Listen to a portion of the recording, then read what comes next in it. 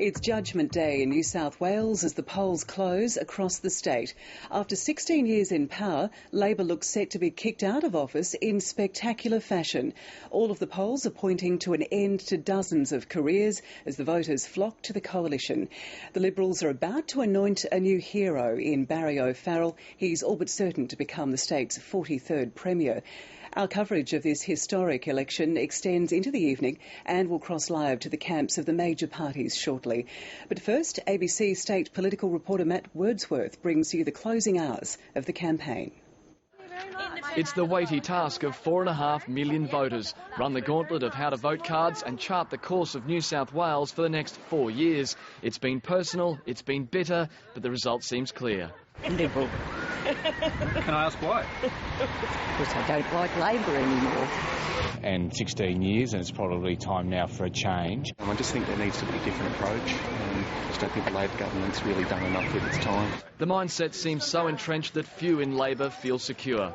Any Labor candidate who was claiming to be a favourite today would be a bit silly. Many ministers will fall. In fact, the Keneally cabinet could be halved. On the brink of unemployment are Michael Daly, Jodie McKay, Frank Terenzini, Phil Costa, Steve Wan, David Borger, Kevin Green, Virginia Judge and Verity Firth, who faces being swept away by the Greens candidate and local mayor Jamie Parker.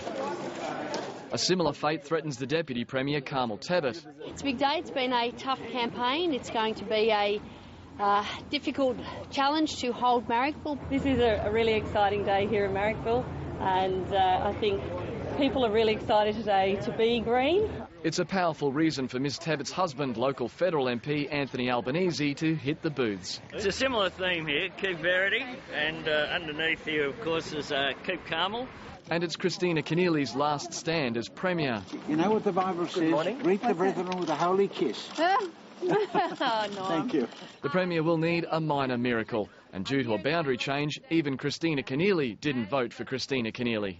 The last electoral distribution moved my boundaries here in Heffron. So, yes, I vote for Michael Daly. Her campaign just couldn't cop a break, from a bus breakdown to a fire alarm evacuation, and finally a massive traffic jam on the F3.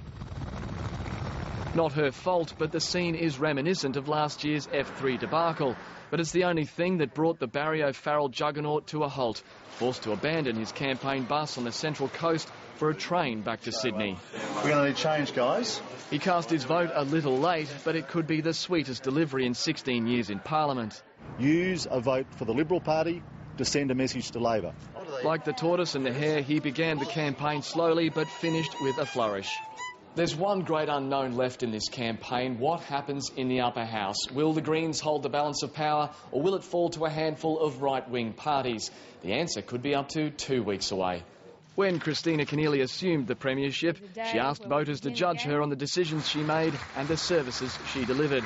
Tonight will be an almighty judgment. Matt Wordsworth, ABC News.